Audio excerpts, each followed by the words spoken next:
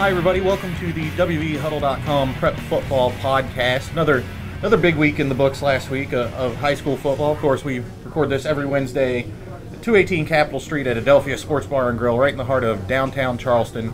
Be sure to get out next week. They've got the Halloween party going on. You can come watch WVU TCU on Thursday. They'll have the wait staff and dressed up in costumes on Saturday. So, good week to come on down to Adelphia, get you something to eat, watch some ball games. But we're going to talk about the games that happened last week. We just alluded to, and it was a big week in all three classes. We'll start with Class AAA. Rick, a game you and I were at with Capital and GW up on the hill. I believe most people around the state probably picked Capital, and I think I was justified. They're the defending champs. They've kind of beaten on GW the last couple of years, but we talked about this last week. It might have been closer than people were going to expect going into that. We talked about Nunu Miller. We talked about Drew Bowen, and they came to play, and GW came away with a big win. What did you see out of the Patriots that maybe impressed you on Friday? I think it's kind of funny. In 48 minutes of football, you can really change your perspective, because I think we went into that game, GW was 5-1, but you say who had they beaten? The 5 teams they'd beaten had won 10 games, and 4 of those were Hurricane. Mm-hmm. So you think, well, they're not going to. They play one of the big boy teams. They're not going to be able to do it. In fact, they had Capital, Midland, Spring Valley, and South Charleston. To finish the season, you're wondering, how are they not going to go 5-5? How are they going to make the playoffs? And then you flip it around 48 minutes later, and they not only beat Capital, they look very good in doing so. They were averaging 500 yards coming into the game, and they bettered that against Capital. Did some things against Capital that nobody thought they were going to be able to do. So now your perspective is, yeah, GW plays Midland this week. Why can't they give them a game? Sure. Why can't they beat Spring Valley? Why can't they beat South Charleston? So now you go from, maybe pigeonhole them to a 5-5 team. You think maybe they can win 8 or 9 games, just because of the way they play offense. Now, how about the game that GW running back Nunu Miller had? We had mentioned him maybe as a fringe Kennedy Award candidate, certainly in the mix for our Kanawha Valley Player of the Year, but after that game he had against Capital, I think he's, if he's not the favorite, he's top 1, 2, 3 for that Kennedy Award right now. Yeah, he had a great game. There were people in the press box telling me before the game, well, Nunu might have a couple good runs here and there. He's not going to get his 100 yards tonight. He's not going to break the long ones up. Yeah, he did. He had 264. He didn't have it. He had a long one called back, too, on that block in the back, the touchdown. He had a 91-yard run in the second half, and I had my glasses on the whole play. He did not get touched. No. Now, how many times can you say against Capital, a guy runs 91 yards for a touchdown, knowing the speed and the athletes that Capital has had, a guy does not get touched? It just, I can't remember that happening. So, yeah, I think he stamped himself as somebody you really have to look out for here in the next few weeks. On the flip side of that, you mentioned 48 minutes can kind of change your perspective on a team. I think Capital might have gone the opposite way with that. The Cougars have some glaring problems right now, starting with, just from my perspective on the sideline that night, they were having a hard time tackling anybody, whether it was Nunu Miller or Drew Bowen or Caleb Mackey in the backfield. I think they might have some trouble going forward based off of what we've seen in their 2 losses. Yeah, I think Coach John Carpenter, I waited to talk to him after the game. He had his team out. They didn't break their huddle. Usually a team loses the huddle the last couple minutes, but he made sure his team watched GW celebrate because he said, you see right there, them celebrating, the fans storming the field. He said they had more enthusiasm than you. That's why you lost the game. It apparently meant a lot more to GW than it did to Capital, and it translated into what happened on the field. I know what you're saying about Capital now. You're thinking a couple things I saw were they really haven't developed a power back at all this year. They had Kayshawn Haley, 195, something like that, 200. And, Silas Nazario, bless his heart, he's probably, 155, 160? Soaking wet. Wet. Yeah. I mean, when they get into the 3rd and 1s, 4th and 1s, 3rd and 2s, who do they – I mean, you can give it to Pratt, but do you want your quarterback running 20, 25 times a game when you play some of the top-notch teams coming down the stretch? And another thing is I really feel sorry for Pratt. There were probably a half dozen times during the game where he's back there scrambling for his life, and I look up, and from the line of scrimmage to maybe 20 yards downfield, there's nothing. All his receivers are 30, 40 yards downfield. Yeah. And there's nothing intermediate. It's like they send him, nobody's coming back to the ball. One time he had rolled out to the left hash mark, and I looked down, there's a guy on the right hash mark 40 yards down the field waving his arm. I mean, John Elway in his prime would have a hard time making that throw, rolling out to. And that happened probably a half dozen times during the game. So, you know, it probably got to. I don't know if it's. I'm sure their design has plays that happen in the middle of the field and intermediate routes, but you know, apparently they're not getting them when they need them. Go ahead. I mean, you brought up an interesting thing, going back to talking about this GW team. But in the preseason, I thought that this might be like the 07 GW team that ended up with the top seed. They went 5-5 and missed the playoffs the year before. And in the preseason that year, South Charleston, that was the year that Brown, the quarterback, broke his arm, and Deion Spurlock had to run the offense and everything.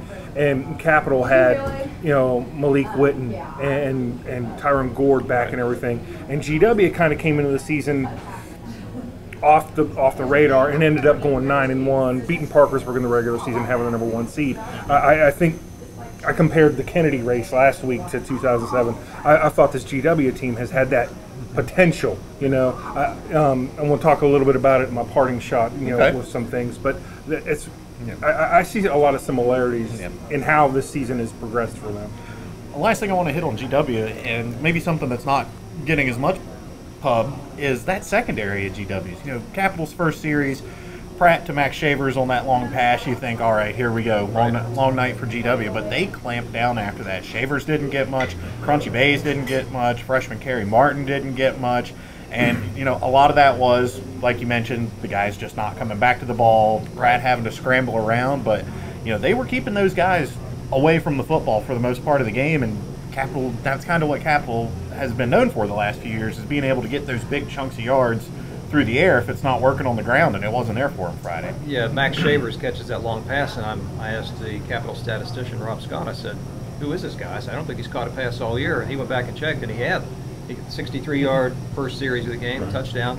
And he's actually a GW transfer. He played at GW last year. Okay, so you're thinking, oh boy, it's going to be a long night for their secondary, but GW has played, I'd say for the last 10 years or so, really good in the secondary. I thought so too. Back, that's like Eric Alloise and some of those guys a few years ago. Teams have Greg Jones.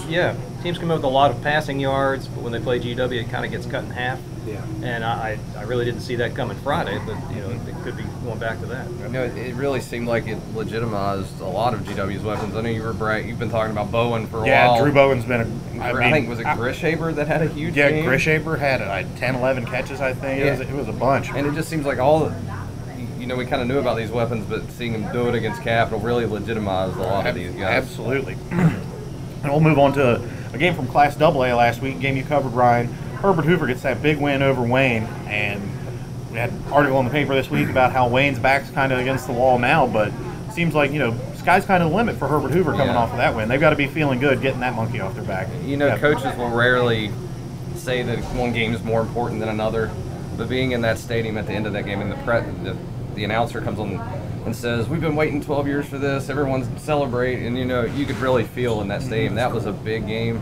And Hoover, you know, to their credit, came out and they looked like the team that was playing, stay in the playoffs, where Wayne looked like a team that was trying not to lose. I mean, from the outset, Hoover did what they wanted, and yeah, it was an impressive performance. Birdie Thomas, 250 yards and 3 touchdowns. That was a big boy night on like 34 carries. So, Hoover, multifaceted offense with him and Tristan Hager, and they had their way with Wayne for sure. Game you were at in Class A last week, the Gazette Mail Poll game of the week, Magnolia and St. Mary's. I know those Ohio Valley single A teams, kind of your wheelhouse. You probably had a good time going up there, seeing some old faces. But on the field though, and we talked a little bit about this before we started recording, was it Magnolia just blowing the doors off of St. Mary's? Was it St. Mary's maybe being a little tentative and not really getting into a groove? What'd you see up there? Because, you know, Magnolia, it seems like week in, week out, they're going on the road and they're knocking off the top teams in Class A. I'll start off with that. I mean, that gave Magnolia wins at Wheeling Central, at Williamstown, and at St. Mary's this year. That doesn't happen. You don't do that, right? I mean, Magnolia, on their first possession, Nick Preem hit a 64-yard bomb to junior wide receiver Brooks Parsons, and from that point, St. Mary's was on it. You know, just didn't look. It looked like they were trying to find a way to get back in it from the get-go. And Magnolia's defense, back in 2010 when they won the AA state title, I can't remember how many shutouts, but I mean their defense. As much as Justin Fox won the Kennedy Award that year, but Magnolia's defense was what won them that title. And this defense is almost as good as that one. I think they have a little bit of a deficiency in pass defense, but St. Mary's ran 10 plays for negative yardage in that game. You know, when's the last time that happened? Yeah, I mean that's a lot. When you're talking 20% of your plays from scrimmage are going for negative yardage. Their defense, specifically against the run, is just smothering. Tyler Anderson had 2 TD runs as a running back, and then returned an interception 30 yards for a touchdown. I mean, I think he's the heart and soul of that team. And the thing is, with Anderson, he's really level. He's a level-headed, not real emotional kid, and you see that out of Magnolia. This isn't a get fired up, rah bunch. They're very businesslike for a Magnolia team, I think. And Parsons and Ritz really complement each other really well for that team. Parsons is a great threat on the outside. Ritz is kind of the possession guy. Right. To have that plus the 2 running backs they have, they're a pretty complete team on offense, I think. They didn't even target Ritz until the second half, and he didn't have any catches. I mean, he was targeted twice, no receptions. He him overthrew him both times, but.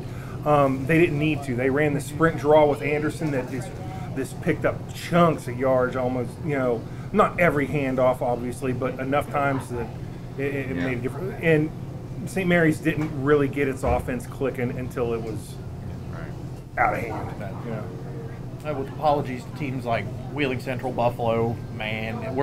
Are these 2 best teams in Class A this year, you think? I think Magnolia's the best team in Single A. I don't know about number 2. I was really surprised by that East Hardy Moorfield result. What was that, 21-9? Yeah, East Hardy got the win over Moorfield. And that's a big rivalry county game. Absolutely, absolutely. So I had honestly believed Moorfield to be a solid number 2 until then. Now, because of that rivalry, element there, I don't know how far down I'd put Moorfield, or if I'd even put East Hardy ahead of them in that whole pecking order. But with Will Schoonover, who we haven't really talked about a lot this year, still at Moorfield, still doing his thing. Yeah, he's one of the best players in the state, regardless of class. I absolutely agree with that. I'm interested to see what Man's got. I know Buffalo's undefeated, but Buffalo hasn't been tested like a Magnolia and a Wheeling Central. And, we exchanged email over the weekend. He said Central number 2 with a bullet. I think Wheeling Central's coming on, and watch out for them in the playoffs.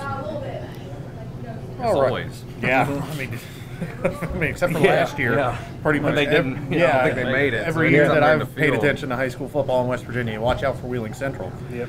We'll use that to segue into this week's Gazette Mail Poll, and we'll do like we always do and start with AAA. And man, there is a loaded slate of games in Class AAA between really good teams this week. At number 1, Cabell Midland, the Knights received 9 of the 10 first place votes. They're 7-0. They host George Washington on Friday, and that's a game Rick mentioned earlier is. Maybe this time last week you're thinking, oh man, long couple of weeks for GW, and now all of a sudden you're like, well, let's see what they can do. They can go down there and I mean they could go down there and win. They could go down there and keep it close. Nunu Miller has a big game, and I think he's still right there for Kennedy consideration. If I may, I think this talks, and this is something you're looking at this week, Rick, is I think also in the preseason we looked at GW with having Mackey back and Wells coming up at quarterback and Nunu Miller back and Drew Bowen. They lost, David Smith off their line, who was there Friday night. I saw him on the sideline. Cool. Actually. And I think the question that a lot of people had about GW was, okay, you got these skill people. What are you doing up front? That's going to be the determinant, I think. So obviously they've more than lived up to expectations. Yeah. At number 2 in Class AAA this week, Point Pleasant, the Big Blacks received the other first place vote. They are 8-0 and at Shady Spring this week, and that's all I guess I'll say about that. Number 3, GW up from number 4 last week. Patriots have steadily climbed from a not ranked team earlier in the season to maybe they're state title contenders now. You don't know. Things are about as wide open in AAA as they've been since before Martinsburg started. Oh gosh, back even when South Charleston was winning titles, that was you kind of knew what was going to go down. As far as maybe the top 2 or 3 Yeah. teams this year, you got no idea. And as we mentioned, the Patriots at Cabell Midland on Friday. At number 4, Wheeling Park. The Patriots tied for 5th last week. They're at Princeton. That's a long trip for them. It's a sneaky good game, maybe. Yeah, too. yeah. Princeton coming off that win against James Monroe last week. Maybe the Tigers got something in store for the Patriots from Wheeling Park. At number 5, Martinsburg. The Bulldogs 5-2. They were tied for 5th last week, and this is another one of the big games in Class AAA this week. Martinsburg and Jefferson, 2 ranked teams.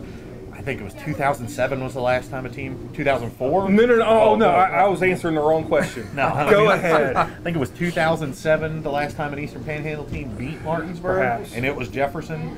Then this is probably as good a Jefferson team as they have had since then. Martinsburg, this might be as, I mean, they're still really good, but this might be as down as Martinsburg has been since then. I think if Jefferson's going to get them, this is probably the year to do it. And they've got the horses to run with them. At number 6, Capital, the Cougars coming off of that loss to George Washington. They're now at 5-2. They dropped from number 2 last week. They're at Spring Valley, and that's another really good game this week that's kind of a little bit off of the radar because everything else that's going on in the class. Yeah, But suddenly I think that got more interesting when Capital lost to GW. Yeah. Spring Valley's a matchup nightmare for about anybody. Yeah, too, so. yeah. They do have a win against South They Charleston. do. Yep. And at number 7 this week, the Jefferson Cougars that we just talked about, they've got that big game at Martinsburg, Coburn Field on Friday. They are 6-1. Staying put. They were number 7 last week also. At number 8, Huntington, the Highlanders also staying put this week. They're 6-2, and they host St. Albans this week. Wow, sorry for St. Albans on that one. At number 9, Morgantown, the Mohegans also 6-2, up 1 spot from number 10 last week at John Marshall. That's a sneaky good game, Yeah. too. Yeah, trip up to the Northern Panhandle for the Mohegans. And at number 10, rounding out the Class AAA Gazette Mail football poll, South Charleston, the Black Eagles, 4-3 at Hurricane. It might not have the big marquee, hey, these teams might be competing for state titles, but, you know, bragging rights, all of these kids in the Valley certainly know each other. Hurricane and South Charleston play very similar types of games. Will our And- boy and- Ben Fletcher be there? And now you're looking at whoever loses this game is going to have 4 losses, and you can't. There's not a whole lot of wiggle room after that. I think whoever ends up losing this game might be on the outside looking in when the final 16 are set. Real quick, we'll get into the South Charleston Hurricane thing in just a second. The others receiving votes in Class AAA though: Brooks, Spring Valley, and Princeton. You know, South Charleston Hurricane. These are 2 teams, 2 programs that we are all very, very familiar with. This is a really, really big game. You guys can just go. I mean, the thing is, does South Charleston, who their wins against? Nitro? St. Albans, Nitro St. Albans. Winfield, Ripley. Winfield, and Ripley. South Charleston needs to beat somebody, right? Yeah. You know, there it is. That's really all I've got to say about that. Yeah. I mean, Now, Kentrey Greer has had really, really good games the last 2 weeks. Granted, they've come in against games against Winfield and Ripley, but I think he threw for 5 touchdowns last week, ran for another one. He had a bunch the week before. It seems like things might be starting to click for him after a little bit of a rough going early in the year. There were some injuries. Maybe personnel was a little bit off as far as the passing game, that offense goes, but like I said, things kind of seem like they're starting to trend the right way for that South Charleston offense. They're quietly getting healthy. Derek Pitts came back last week, and I've heard Crozier's getting close. I don't know if it's going to be this week, but in the coming couple weeks, I think he's going to be ready to go again. And of course, Crozier, the senior wide receiver, he's been Greer's #1 target all 4 years, broke his foot in that Capital game. And if they sneak into the playoffs and get healthy, then I think we all know they're pretty dangerous by the end if they're all there and ready. So by the same token, I mean, I kind of hammer on Point Pleasant all the time, but South Charleston hasn't beaten anybody. Right. If they, like we've been talking, there's probably a lot of 6-4 teams maybe at the end of the year, and if you're 6-4 and you haven't beaten anybody, your bonus point total is not going to be very high. You might find yourself out. Yeah, Ripley and big Nitro and St. Albans aren't piling up those bonus points for anybody this season. Hurricane at where are they now? They're not 18. They're 18 in the playoff ratings. They're 4-3, and they still have to deal with Midland. Yeah, right.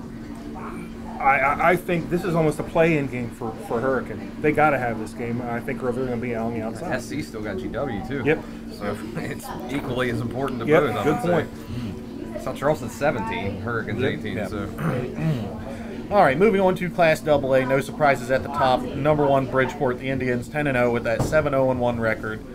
They're off this week. They face Fairmont Senior on October 30th, next Friday. I mean, these teams are both usually pretty good, but even if they aren't, that's a big game. These are two communities that just kind of don't get along. Yeah. For whatever reason. I think it is hateful respect out of each, Sure. I heard Bridgeport's announcer just real quick say on the radio that the one thing they wanted to work on the bye week wasn't getting starters healthy, but JV players healthy because they've had to play so many minutes in blowouts. It's a nice problem to have.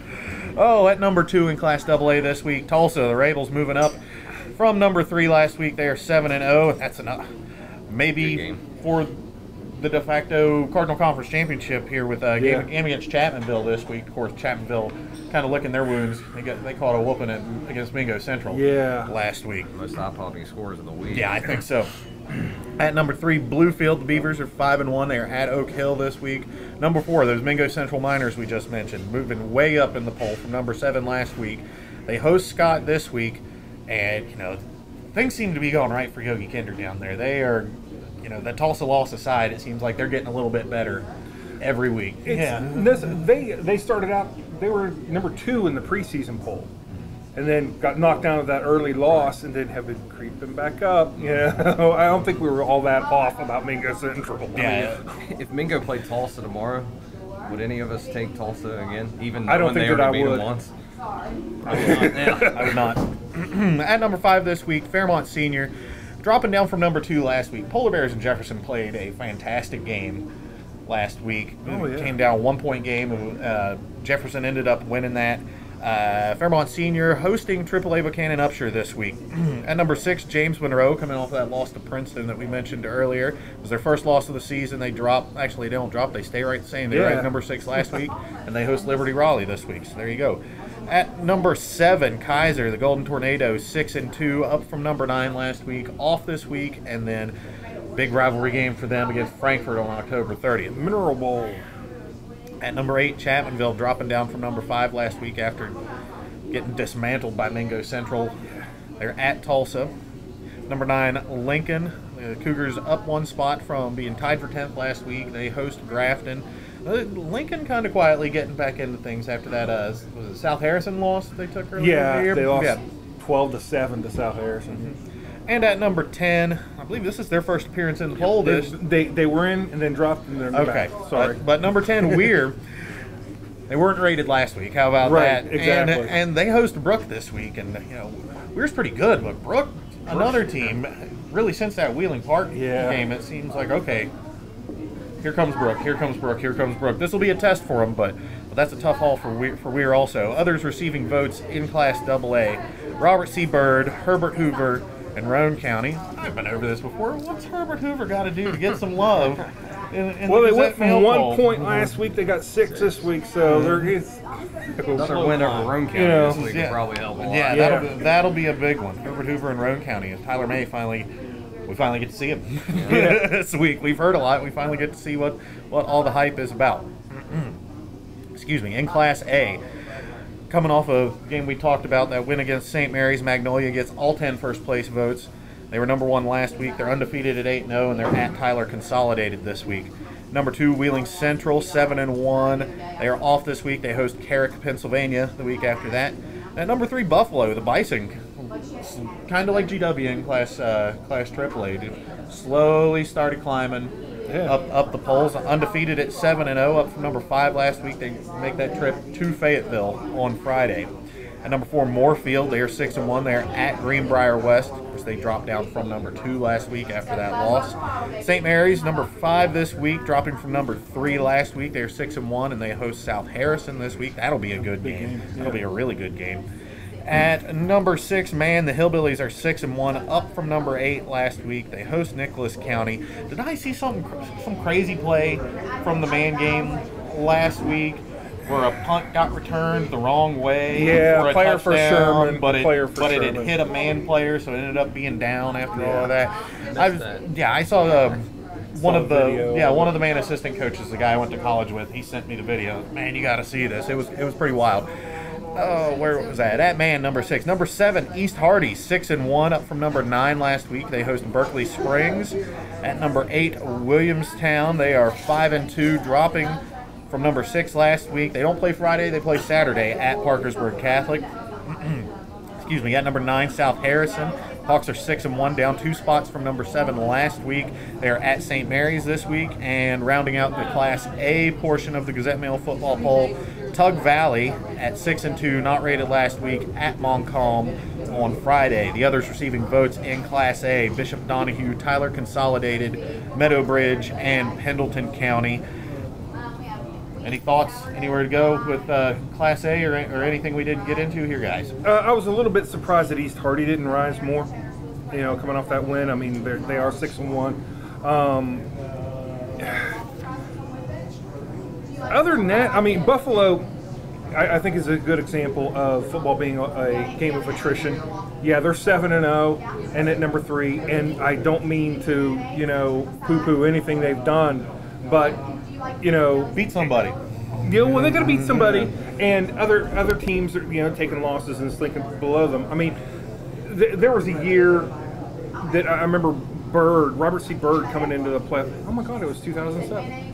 Everything's 2007. You know, they were number 1, I think, at the end of the regular season in the Daily Mail poll at that time because they went 10-0. And they were Class AAA team. But they were a AAA team, but they had the number 4 playoff seed because half their schedule was AA teams. And Nitro went up there and just blistered them in the first round. That was when Valentine had that record. Valentine and all that kind of thing. Mike Scott. You know, Buffalo, you look at the SSAC ratings and they're at number 5, you know, which, look, I think that's about where they should be. I mean, it's, you know, it's a good segue. It's, look at their schedule, and Fayetteville's really the only thing separating them from 10-0 at this point. Yeah. I can't remember who the last 2 are. Wahama and Sherman. Should be. The other, Sherman and Wahama. Yeah, so, you know, I think Fayetteville's going to give them at least some resistance. I think they played decently at times this year, but, yeah, I mean, you could be very easily looking at a 10-0 Buffalo team by the end of this year.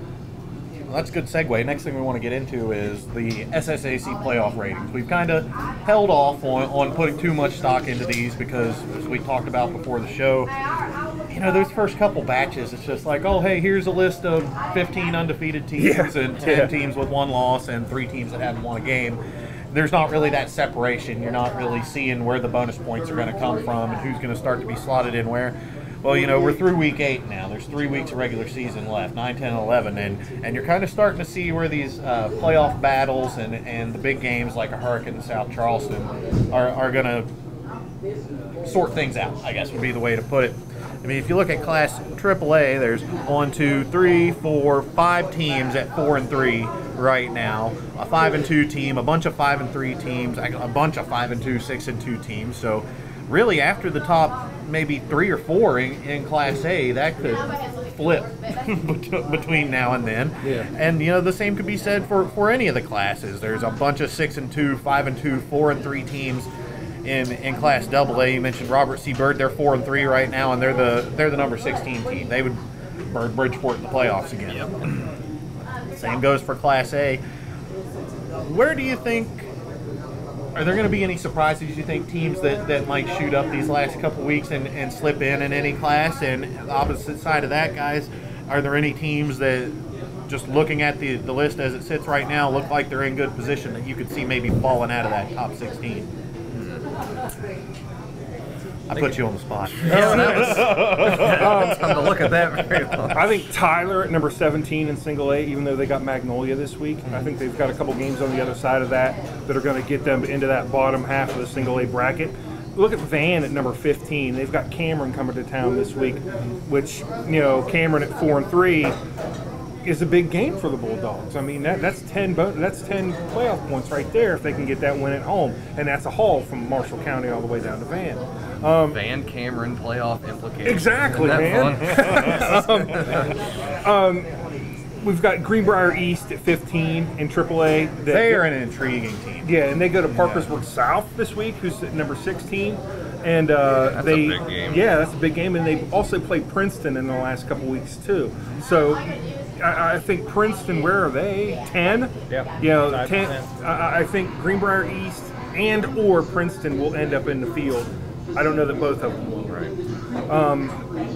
Other than that James Monroe Liberty Raleigh game this week is big. Look at Liberty Raleigh at 13 in NAA. Yeah, tied for 13 with Herbert Hoover That's a right bigger now. game than it might seem to have impact. I mean, we got James Monroe at Bluefield next week, and that's a big red letter game, but Liberty's right there too. Look at Nicholas County at 22 in AA. Yep. I think they have a very good shot at winning out and finishing 7-3, and I would think that would probably get them in at least into the lower seeds as well. Might be a team to watch. They've lost 3 in a row. I believe they started out 4-0. Yeah. Yeah, they were one of the kind of surprised, really hot teams at the beginning of the year. And Matt Moore, their running back, got hurt. I'm not sure if he's going to be coming back or not, but he's missed the last 3 games. I guess the big question I have for you guys is Riverside going to break that losing streak this week? They've got Ripley. I think Ripley's hasn't been great, but they haven't been completely inept. They had the big shutout win against Nitro in the weather a couple weeks ago. They've showed that they can string together some stuff that looks like football, which has been trouble for a lot of those teams at the bottom of Class A this week. If Riverside's going to get that win this season, it's probably going to come this week, right? If they do. Yeah, well, we went kind of through that with Ripley and Nitro a few weeks ago. Yeah. I think there's only one guy on our panel that took Ripley to win, and it was me. Here we go. Surprised you saved that for a parting shot. Yeah. We're just going to have to bring Derek Red on next week. Not break down a peg. Riverside has played with a couple teams. They Hurricane with 10 points of Hurricane. St. Albans. So St. Albans. So they've shown some glimpses. I think they're just building from the ground up. You have to sustain it for 48 minutes, and usually something's going wrong somewhere in that 48 minutes. So I don't know. I kind of hope they can do it, but I'm not counting on it. Let's not forget Eddie Smolders coaching Ripley these days. Yeah. He's a pretty good coach. Yeah. I gotta, kind of like I said before, I gotta see Riverside win before I can pick them to win. Until they do, I think I'd probably go with Ripley this week. Like the old West Virginia State rule, wait till they win before we start picking them to win again. Yep. Oh, I think that just about does it for everything we had on the docket this week. Of course, just reminder, come down to Adelphia Sports Bar and Grill, watch you a game, get you some food. Next week they've got all the Halloween stuff going on. Mentioned at the top of the show, WUTCU on Thursday night. They got the big Halloween party Friday, and then they'll have all the costumes and stuff going on out here on Saturday night on actual Halloween. But we'll have some parting shots before we go. I guess we'll just go right to left. I don't have one this week. I've gotten all of my opinions out so far. But Derek, we'll start with you, and then we'll work our way around the table. RESPECT.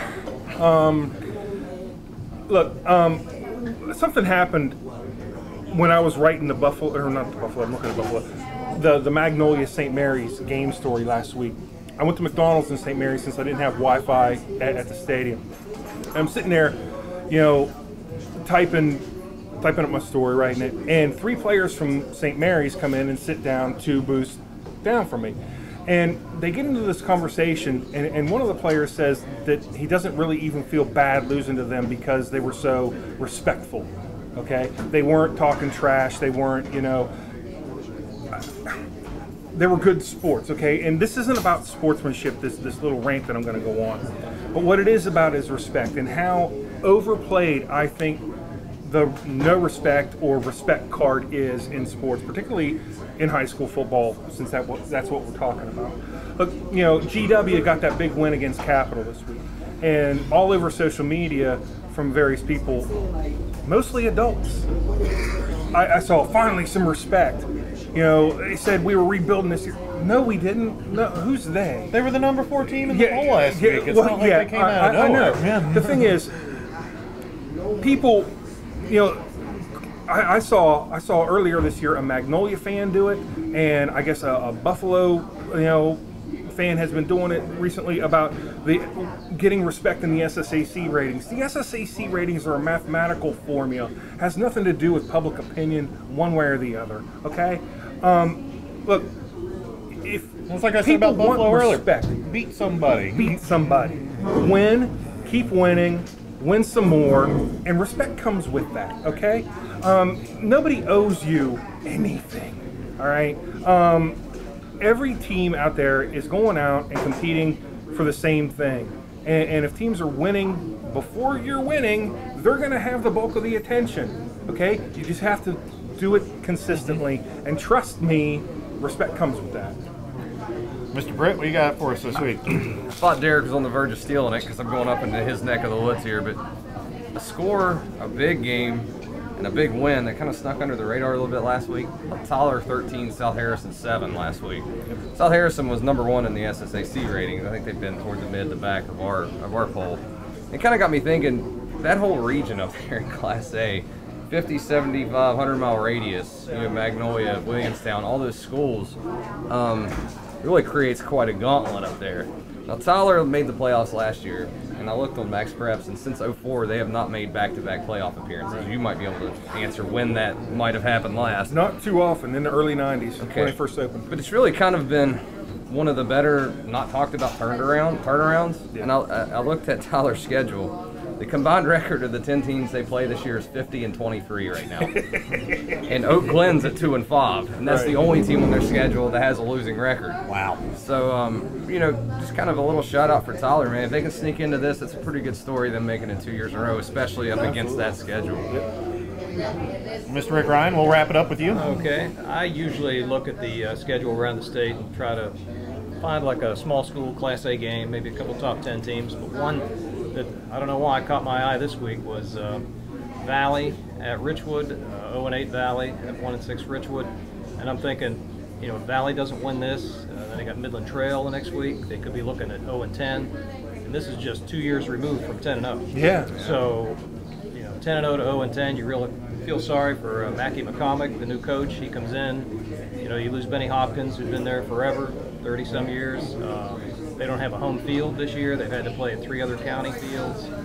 They lost maybe half dozen of their top athletes in the last couple of years to AAA schools in the area. I mean, if you look at that Valley team from 2 years ago, you got Henry Barron Hutchins at the running back position, Drew Bowen all over the place. Well, he's a receiver for GW, and Hutchins is at Riverside now. Yeah, Tracy Conliffe is a good receiver.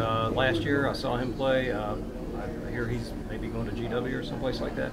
And you just really feel, I don't know, you can't help but feel sorry for a team that has all those things pile up against them, and then just go from the top of the heap to their very first 10-0 ever to quite possibly looking at 0-10.